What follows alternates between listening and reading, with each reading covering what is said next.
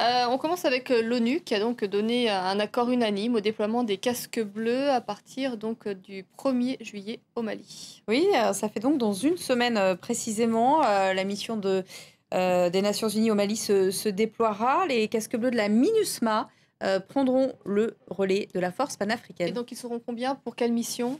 Ils seront 12 600 lorsqu'ils seront au complet. Mais ça ne sera pas avant le mois de décembre. Vous allez écouter les précisions de notre correspondant au siège de l'ONU à New York, Emmanuel Saint-Martin, qui nous explique que leur tâche sera de stabiliser les principales villes du Nord et d'encourager la transition politique, notamment par le biais des élections du 28 juillet.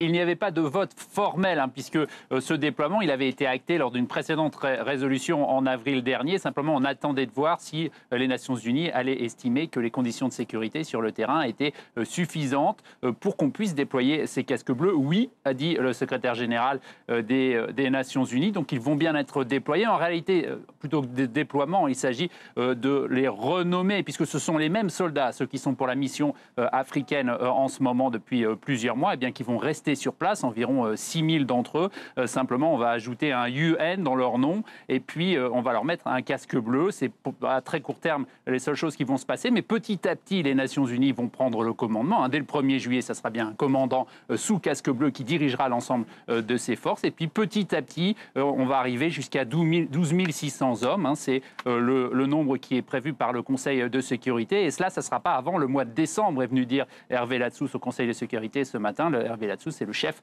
des casques bleus, donc pas avant fin décembre pour un déploiement total des casques bleus dans le nord du pays. C'est long tout simplement parce qu'il y a des conditions politiques difficiles, mais il y a aussi des conditions pratiques. Par exemple, on a dit ce matin au Conseil de sécurité qu'il était très difficile, voire impossible pour les Nations Unies de déployer des systèmes mobiles de communication habituels dans le nord parce qu'il y fait très chaud, les composants fondent. Donc voilà, il y a des circonstances comme ça très particulières qui font que ça va prendre encore plus de temps que d'habitude. Et l'ONU avait des réticences sur la date de l'élection du 28 juillet. Est-ce que ces réserves sont toujours d'actualité? Très rapidement, en un mot, Emmanuel.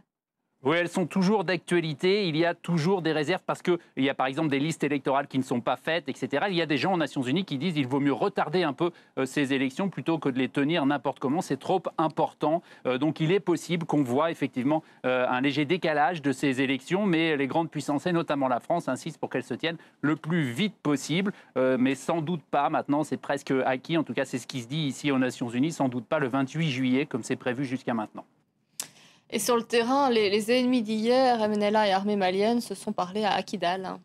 Kidal, le fief des rebelles Touaregs, ils se sont engagés en vertu de l'accord temporaire de Ouagadougou à laisser se tenir l'élection présidentielle du 28 juillet. La commission mixte est arrivée sur place par avion. Et quel est son rôle ? Elle est chargée de préparer le retour de l'armée malienne dans la ville. Il a été question du confinement et de la prise en charge des checkpoints. C'est la première visite de la commission mixte de sécurité à Kidal, dans le Nord Mali. Elle était prévue par les accords préliminaires signés au Burkina Faso le 18 juin dernier. Membres de cette commission, des militaires maliens, des responsables des deux mouvements Touareg, MNLA et HCUA, appuyés par des représentants de la MISMA, de la Force française Serval et de l'Union africaine. Ils sont tous à Kidal pour discuter des modalités de cantonnement des combattants du MNLA, du déploiement de l'armée malienne et du retour de l'administration civile. Nous sommes venus échanger avec les groupes signataires, avec nos partenaires de la MISMA, MINISMA et de l'opération Serval, pour voir dans quelle mesure on peut avancer sur le choix des sites de cantonnement, commencer le processus de cantonnement, puisque la MISMA a commencé à se déployer, pour que dans les brefs délais, les forces armées, au moins les premiers éléments quand même, puissent se déployer à Kidal. Visite de courtoisie aux notables de Kidal, en particulier au patriarche. Mais très vite, les membres de la délégation sont entrés dans le vif du sujet. Le temps presse, ils doivent tout mettre en œuvre pour que tout se passe avant l'élection présidentielle, prévue le 28 juillet prochain. La commission a visité les futurs sites. Outre le cantonnement des combattants Touaregs et l'installation de soldats de l'armée malienne, il faudra aussi loger la future force de la mission des Nations Unies au Mali. Et on en vient à la clôture du sommet sur la piraterie dans le golfe de Guinée. 2 jours de travaux se sont tenus à Yaoundé, au Cameroun, sur ces actes de piraterie, des actes en recrudescence dans le golfe de Guinée. Attention, on parle de vol de marchandises, je vous le disais déjà hier, et de siphonnage de pétroliers, pas de prise d'otages comme au sens où les pirates attaquent en Somalie. Et quelles ont été les conclusions des chefs d'État? Les 12 chefs d'État d'Afrique de l'Ouest et d'Afrique centrale veulent mutualiser leurs moyens financiers, militaires et juridiques pour lutter contre cette piraterie maritime. Voyez le reportage de notre correspondante Sarah Sakof.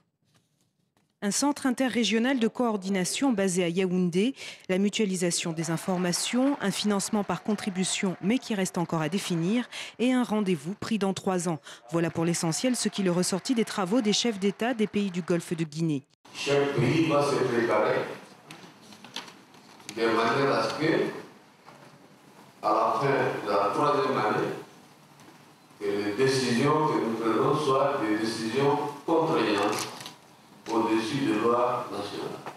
Pour les experts qui saluent ce premier pas vers une stratégie régionale, il y avait urgence à se saisir du problème de la piraterie et des vols à main armée dans le golfe de Guinée. Dans un pays comme le Bénin, lorsqu'un État perd 70% des ressources parce que ses ports sont piratés à longueur de journée, c'est pratiquement un état de guerre. Autre satisfecit, celui des pays amis et divers observateurs, et pour cause, l'enjeu de la sécurisation du golfe de Guinée, principale zone pétrolifère du continent, dépasse largement le cadre des pays africains. C'est l'intégration finalement de cette région de l'Afrique dans le commerce international qui est en jeu. La question des approvisionnements énergétiques est également extrêmement importante. D'ici 2020, la production de pétrole dans la zone devrait dépasser celle du golfe Persique. La sécurisation du golfe de Guinée devrait donc rester inscrite à l'agenda international pour les prochaines années. Et la réaction ce soir du colonel Mamadou Mariko, le directeur technique de l'OMAOC, l'Organisation maritime de l'Afrique de l'Ouest et centrale. Bonsoir colonel. Bonsoir madame. Il y a jusqu'à présent 3 structures chargées de lutter contre cette piraterie, contre ce fléau concrètement. Après les discussions, les décisions aujourd'hui, quand mettez-vous en œuvre cette mutualisation des moyens ?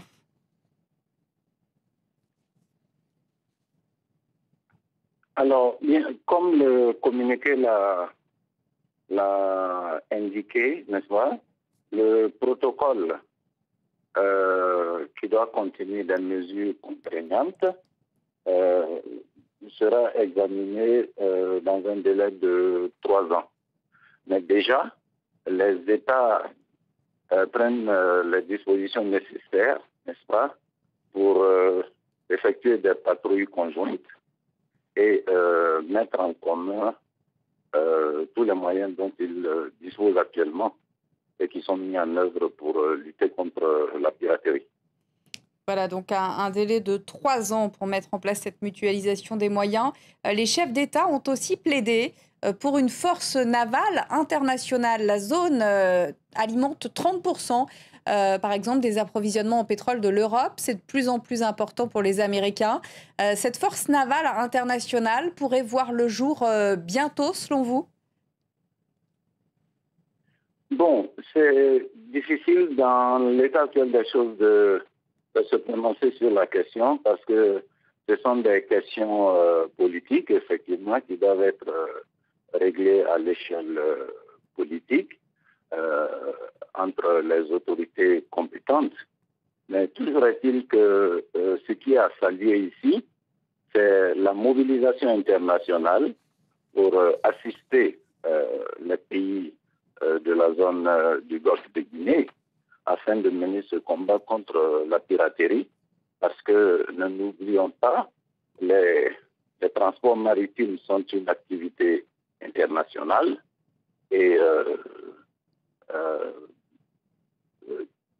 un opérateur qui est hors de cette zone mais qui a sa marchandise à bord d'un navire qui passe par le golfe de Guinée, il est nécessairement concerné par le phénomène. Donc c'est une activité internationale et il faut s'attendre effectivement à l'appui et à l'assistance de toute la communauté internationale. Merci, colonel Marico, pour ces précisions ce soir sur France 24. En Guinée, le gouvernement et l'opposition sont toujours en désaccord sur les conditions de la tenue des législatives qui a été déjà maintes fois repoussée.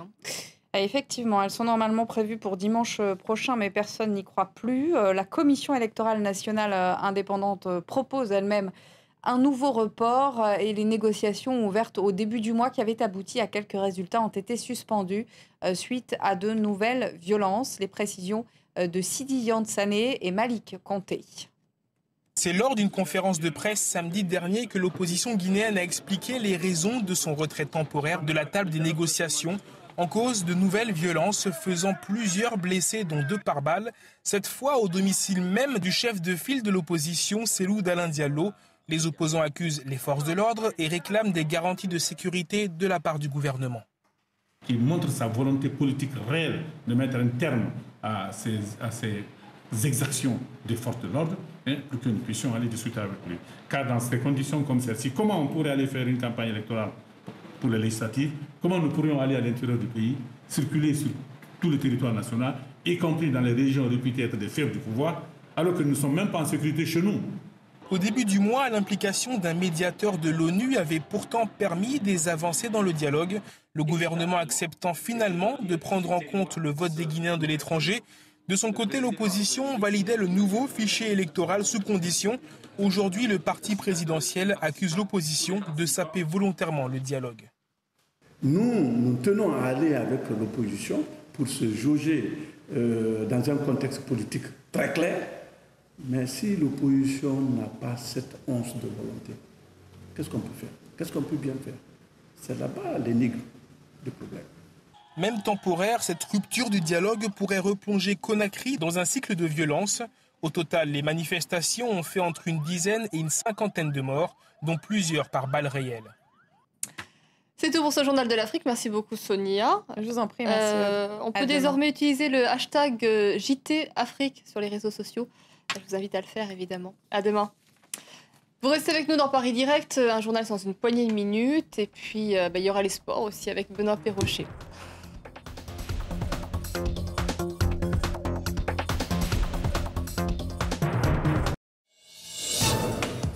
Marseille, ses quartiers nord et leur mauvaise réputation, 18 morts par balle l'an passé. Les caïds font régner leur loi à coups d'armes automatiques. Dans ces cités longtemps délaissées par les pouvoirs publics où le taux de chômage flirte parfois avec les 50%, le trafic de drogue fait office d'économie parallèle. Nous y avons posé nos caméras. France 24 vous fera découvrir ces quartiers, ces habitants, ces associations qui militent chaque jour pour une vie meilleure. Vous découvrirez également comment les forces de l'ordre tentent de ramener ces cités dans la République. Reporter, jeudi à 19h10, heure de Paris, sur France 24. France 24, le monde en direct. 35 nationalités, une seule rédaction, 1000 correspondants sur le terrain pour vous offrir le meilleur de l'actualité. France 24, un autre point de vue sur le monde.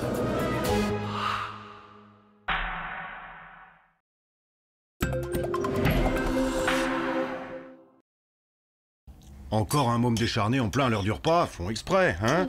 Heureusement qu'on en a au dessert. Bonne nouvelle, la faim est plus facile à guérir qu'à regarder. actioncontrelafaim.org.